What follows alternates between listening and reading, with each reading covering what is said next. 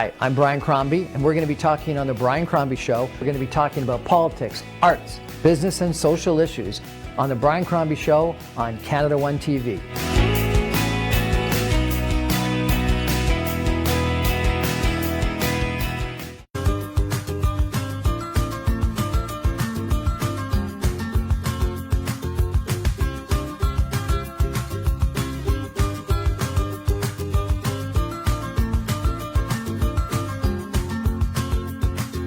Good evening and welcome to the Brian Crombie Show on Canada One TV.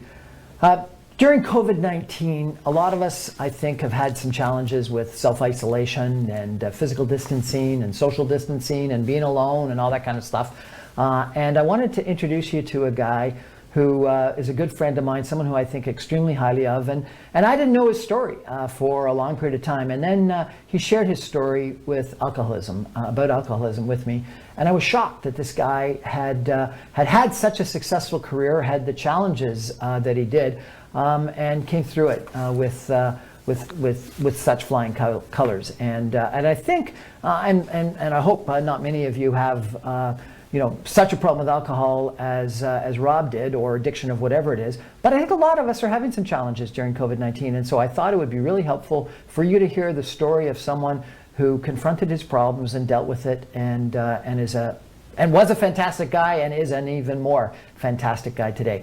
And he's got a fascinating story completely separate from that story. Rob Laidlaw is a rock and roll performer, a producer, a bass guitarist, a lead guitarist, a songwriter. He has performed across Canada, around the world with some of my favorite bands. And I won't remember them all, but the one I remember the most, Rob, is Platinum Blonde. Tell us who else you performed with. Starting Tom Cochrane, Lee Aaron, Kim Mitchell, Lana Miles, Alanis Morissette, Platinum Blonde, Honeymoon Suite, all the 80s bands, really. Just before we went on air, I was saying that we were doing, I was going to do a Halloween show that was canceled, sadly, because of COVID, and it was with the Burlington fella from the Spoons, Gord Depp. Oh, really? Yeah. So, and you were a bass guitarist most of the time? Bass guitarist professionally, but I started out as a six-string guitar player, and that was sort of the very beginning of my career, was learning how to play six-string guitar when I was 13. By the time I was 15, I was playing in bands all around. The Toronto music scene was a really vital, sort of integral as New York was for the punk scene in the late 70s, early 80s, and then LA was in the 80s for the entire hairband movement. So Toronto was really an incredible, just incredible opportunity as a young musician. So in the early 80s and mid 80s, I had opportunities to get started, had a great deal of luck, really. I mean, and it sort of parallels with life, right? There's a certain amount of luck that we're exposed to, and ultimately it's being able to maximize that luck when it presents itself. Right. And at a young age, there's something actually you had mentioned that I also produce and songwrite. So in COVID, because of the live the intrinsic challenges that we have with for live entertainment, no question. I've been producing, so that's always been a big part of my career. All the bands that you mentioned, great example, Kim Mitchell we'd be coming to the end of that tour, and traditionally the way artists operate in terms of the hierarchy of their career is that they do a record, they tour the record, they do another record, they tour. Ideally they have success. And so at the end of Kim's tour, I started hearing nurblings of, so I'm going to be getting ready to write the new record, and being the opportunist that I am, but not only just opportunist. I can help. Yeah, that's right. I said, well, why not spend an afternoon with me? And invariably, there's only one exception when an artist said, yeah, no, you don't have enough credibility. But all of them said, well, why not? Because creative intelligence, Brian, you're a very creative individual, and there's only one Brian Crombie, wired the way you are, that will ever hit this planet. So there's only one Rob Laidlaw.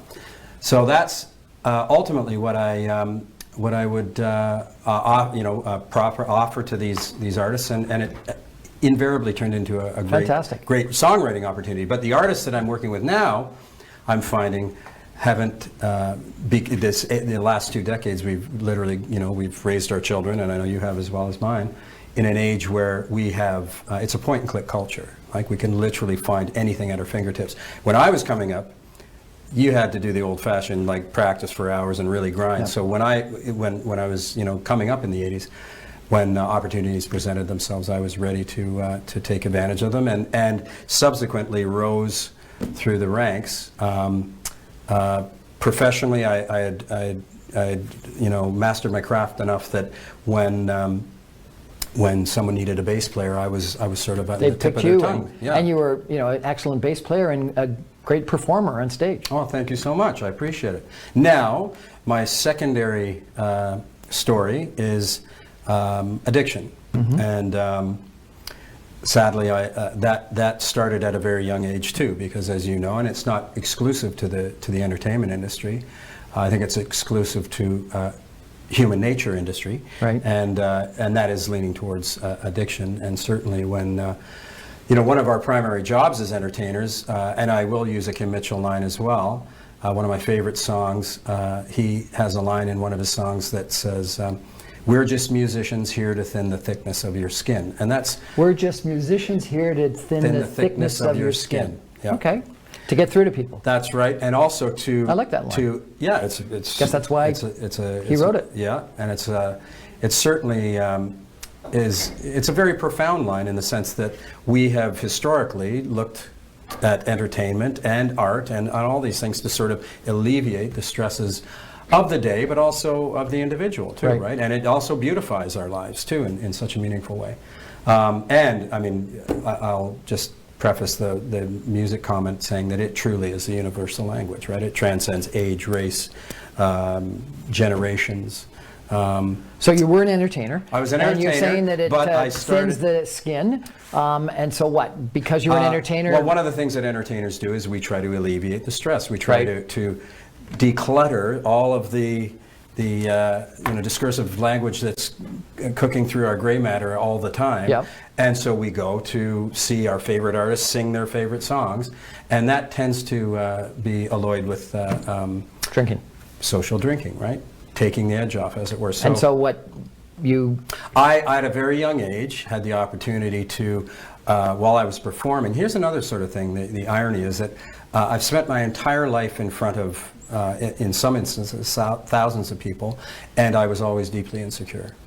So it gave you bravery, gave you courage? Yeah, it did. It that sort of cliche of liquid courage and that false bravado. When you, look at how we talk about social drinking. Like literally, it's something that so you go to a concert to socialize, but also, get into a very festive mood. And did you just drink, or were you really addicted? Didn't start that way, but over time, the more you do something, and then the more you rely on something, the more you lean on something, it becomes a full-blown crutch. Right. And then dependency creeps in, and before you know it, yeah. And you and I have discussed in previous chats.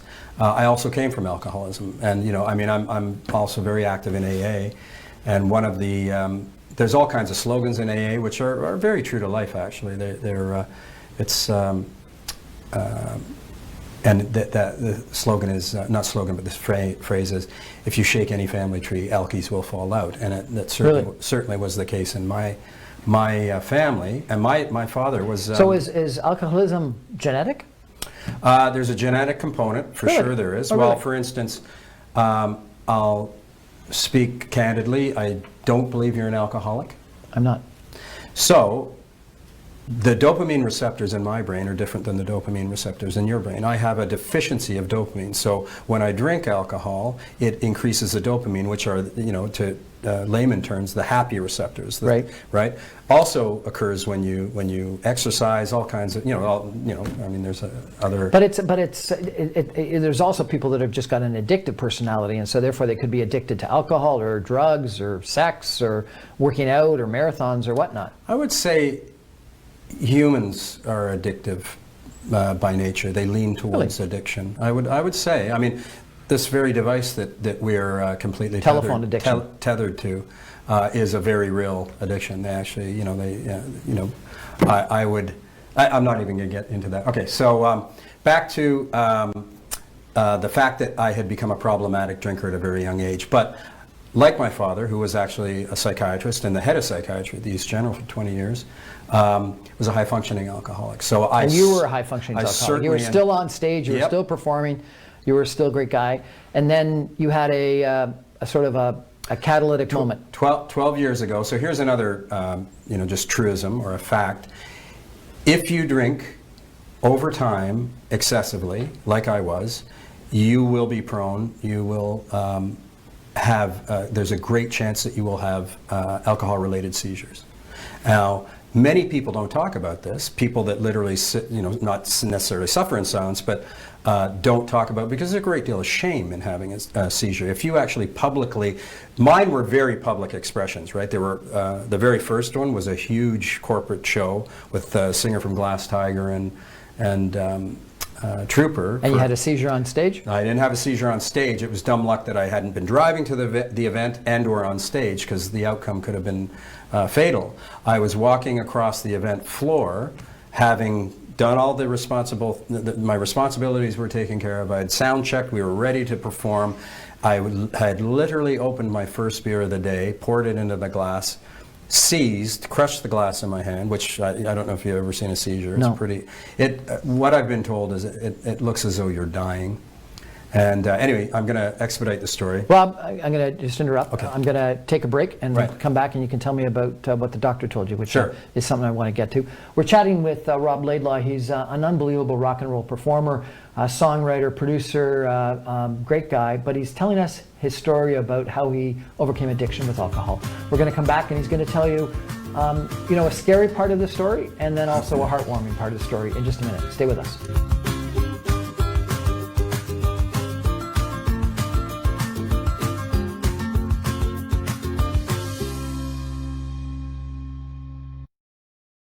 कोविड-19 का हल सिर्फ आपके पास है। घर पर रहें और अगर आपको बुखार या दूसरी अलामत है तो दूसरों से दूर रहें। बाहर के अफराद से 2 मीटर का फासला रखें, चाहे वो खानदान के हों या करीबी दोस्त। ऑफिस और पब्लिक प्लेसेस पर मास्क पहने, वक्फे से हाथ धोएं, ऑनलाइन सेल्फ असेसमेंट करें और जरूरत पड़ने पर टेस्ट करवाएं। फैलाव की रोकथाम के लिए हमारा फर्ज अभी मुकम्मल नहीं हुआ। हम एक दूसरे के ताउन से सबकी हिफाजत यकीनी बना सकते हैं। मजीद जानने के लिए ontario.ca/coronavirus पर विजिट कीजिए। अमेरिका और कनाडा में मुकीम पाकिस्तानियों के पाकिस्तान में डिस्प्यूट्स और कानूनी मामलात, बिलखुसूस विरासत, जायदाद और प्रॉपर्टी, नाजायज कब्जा, जाली डॉक्यूमेंट्स, फ्रॉड, फैमिली केसेस, किरायादारी, क्रिमिनल केसेस और लेन देन के मामलात वगैरह की वकालत और मुशावरत के लिए Pakistani law firm Johan law chambers. Website www.johanlawchambers.com। Phone +92 333 424 7447। GTA Real Estate Investments.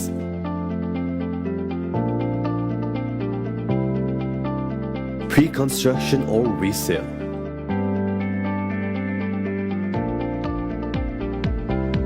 Consult trusted realtors.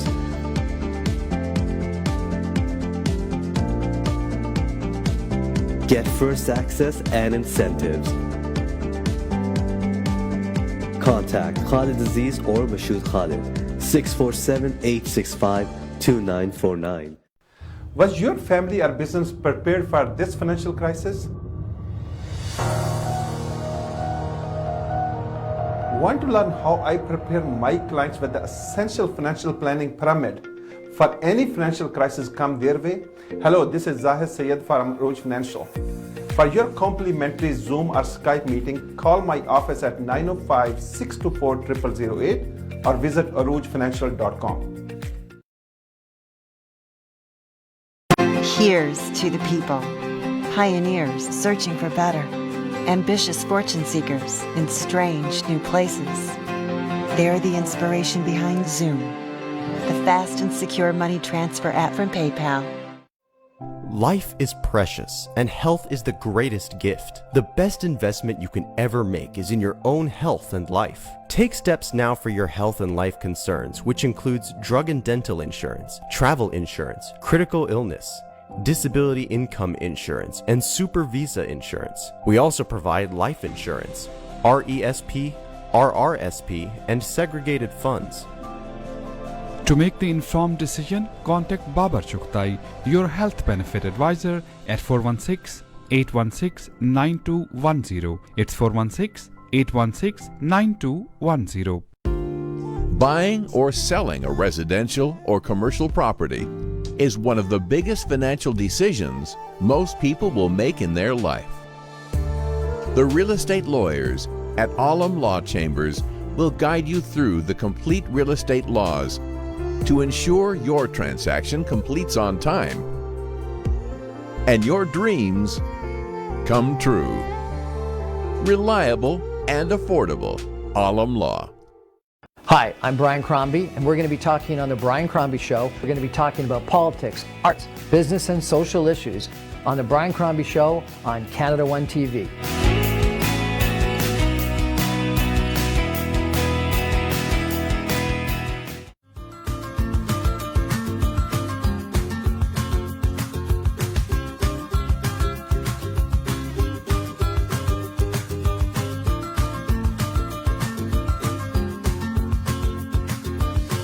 Good evening and welcome back to the Brian Crombie Show on Canada One TV. We're chatting tonight with Rob Laidlaw. He's a rock and roll performer, someone who I've really enjoyed listening to and watching perform. I got before we go back to the story that we were just talking about, I got to ask you, Rob. You did this whole great litany of a whole bunch of songs that were using the same chord.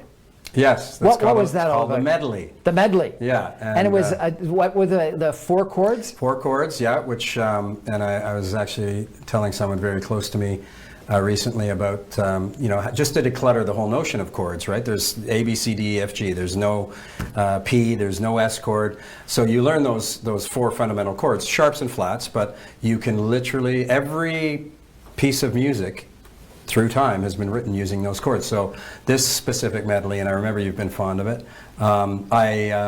to show people that, again, to sort of demystify the notion of how do you write a hit song? Well, it isn't that, the thing that differentiates one song from the other is ultimately the words, right? But the chords, there's only so many chords that we can... Would you play one of them before we end the show today? Yeah. Maybe we'll ask Christine to bring the guitar over later. Sure. Fantastic. Absolutely. Okay, but let's come back to the story. You had this one seizure. Had the seizure, then, which was... You had 3 seizures, I understand. And the final seizure was 5.5 years ago.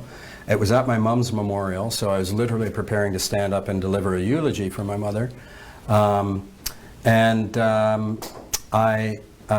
seized. I literally stood up, plowed through the chairs.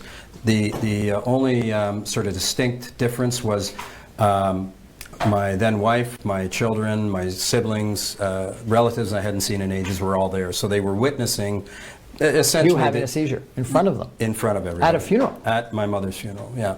So what, and by this point I was quite versed in seizures, so I knew the protocol. I was taken to the hospital. I was on a gurney. The doctor approached me, and he was looking at my chart, looking at me, and he was going, "So Rob, you're drinking a lot, right?" And one of the telltale signs of true deep addiction is absolute denial, and then the avoidance of the reality of it, right?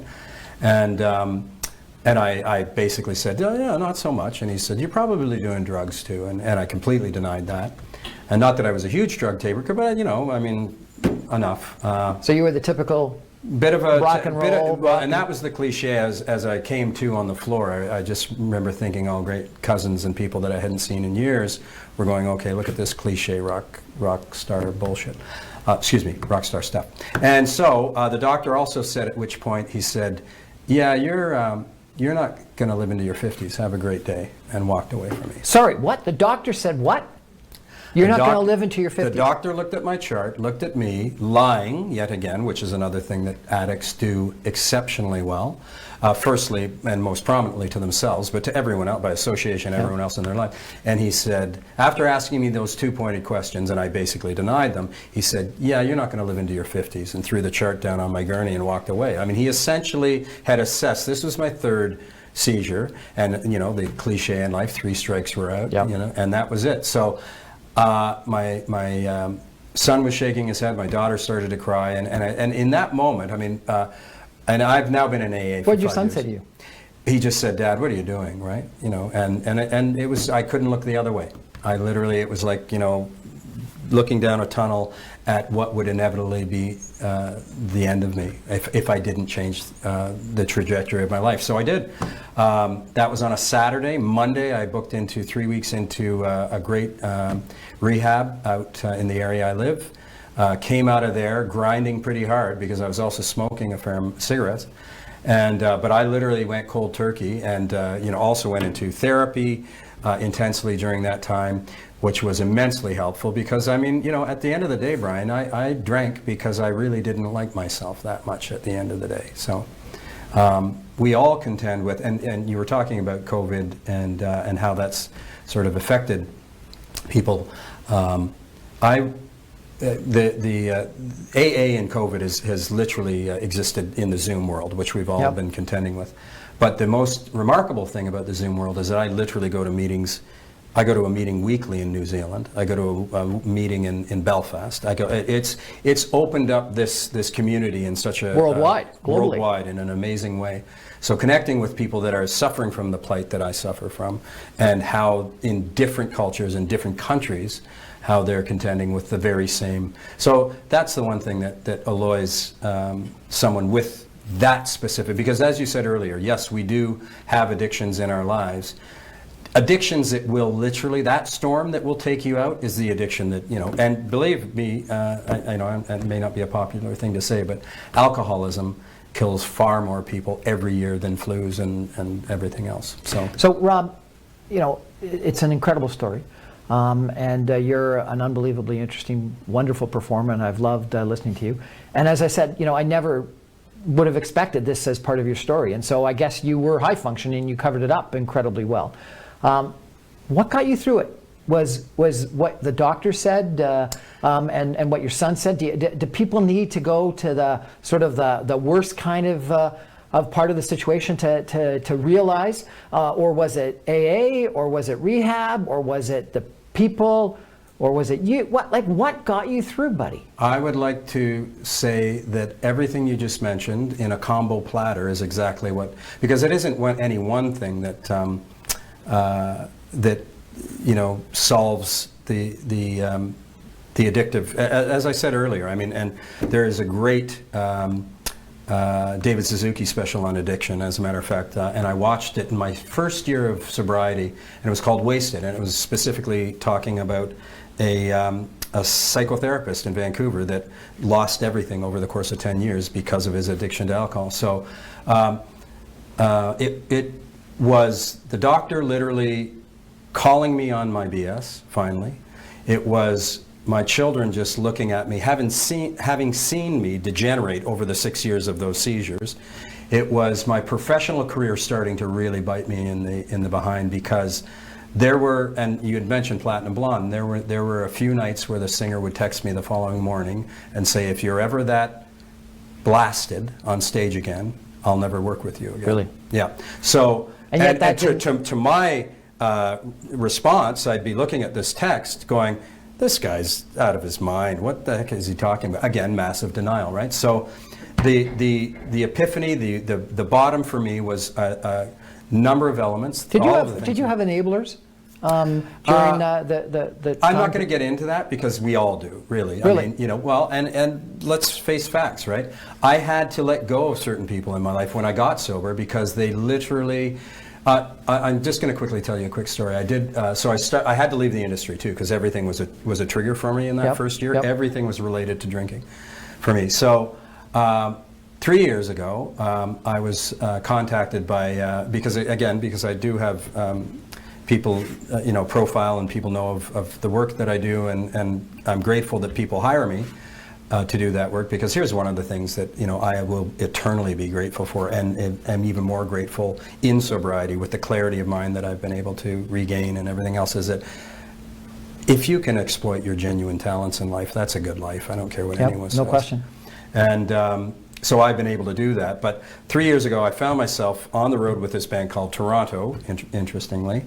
And we were playing a festival in Kelowna, BC, and there were 12 acts on the festivals: Kim Mitchell, Platinum Blonde, Honeymoon Suite, Helix, Sass Jordan, Rick Emmett, Kim Mitchell. Anyway, 12 of the bands. Great 10 Canadian bands. No, 10 of them I'd played with, right? So we were all staying in this big fancy hotel, and the promoter after the first night put on a big soiree for us. So all of these employers that I had worked with all through the years, and through the years of high functioning alcoholism, one of the things you do in AA, the fourth step is you make a list of amends, the people that you have harmed and you have wronged in your life. The 8th step is you actually go out into the world and you in a very concerted way apologize for your behavior. So I literally thought, this is like shooting fish in the barrel for amends for Laidlaw here, right?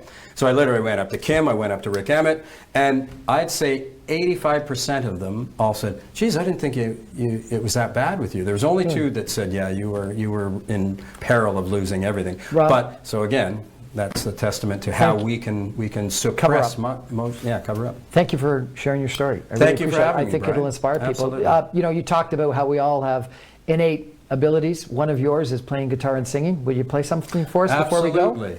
I'm going to play the request that you had had. And I'm just going to briefly preface it by saying there are 7 chords that we all write all of our hit songs, and it's A, B, C, D, E, F, and G. This 4-chord medley centers around the D, the A, the B minor, and the G. So I'm going to do a real truncated rendition of it, but it starts off with with or without you, with or without you, my love, I can't live. With or without you. Now the biggest rock star in the world, or one of them, Brian, came from Stratford. Baby, baby, baby, oh, baby, baby, baby, oh. Same chords. And the band that we were just talking about, crying, crying over you. All you ever want me to. And one of the favorite artists that I had the good pleasure of working with sang, she's just a small town girl, living in a lonely world. She took the midnight train going anywhere. And the chorus, which we all know, don't stop believing. Hang on to that feeling. Street lights, people. And back to you too, because they've written at least half a dozen major hits. Because I still haven't found around these 4 chords what I'm looking for on this Sunday, bloody Sunday, Sunday, bloody Sunday, with or without you, with or without you, with or without you. Thank you, Rob. You're welcome, Brian. Thanks so much. You know, we're all challenged in life. We've all got our own little personal issues that we need to deal with. And Rob, high-functioning alcoholic, did an incredible job hiding it for a long period of time, but it came to roost finally, and he got through it. And I think there's a couple of lessons. One was that maybe he waited too long to make the change, but sometimes you got to get to that point, that come to whatever point, and he came to it, and he had some tough language from both the doctor and his son that were spoken to him, and I think sometimes people need loved ones and or professionals that are going to speak to it. And then he made the hard decision to go into rehab. He went through AA. He had a lot of supportive people, both in rehab and AA.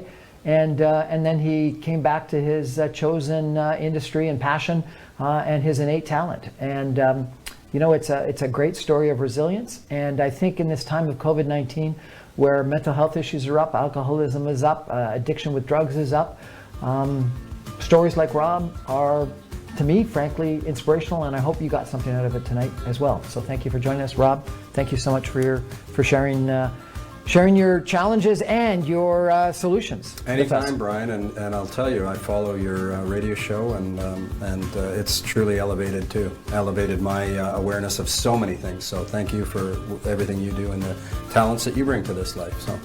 And if you see them perform in your local live entertainment spot sometime, make sure you check him out because the guy's fantastic.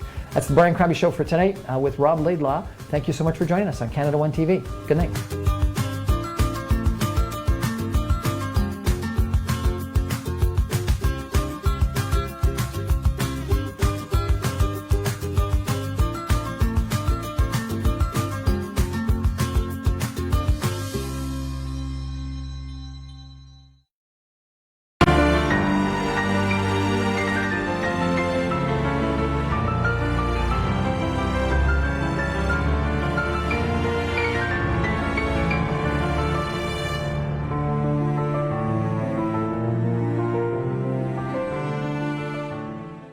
Air wings travel and tours north America की सबसे बाएतमाद और fastest air travel services. 25 साल का तजर्बा लिए लातादाद affordable travel deals के साथ excellence in customer services on just one phone call. ये है air wings travel and tours. For booking call now 1855-247-9464 or 905-272-2300. Air Wings Travel and Tours. If you are looking for a reliable, professional, and affordable travel agency in your town, then your search is over. Global Travel and Tours is your personal travel partner. Our dedicated staff at Mississauga, Jeddah, and Islamabad is always ready to make your trip hassle-free, memorable, and cost-effective. We will assist you with hotel reservations, the transportation, visa assistance, and travel insurance. We are the #1 pilgrimage specialist for Hajj, Umrah, as well as ziyarats to Iran and Iraq. Global Travel and Tours is a one-stop solution for your travel, immigration, and Forex needs. We are IATA approved agents and an authorized Umrah agent. To book your holiday or Umrah package, please give us a call right now at 1-877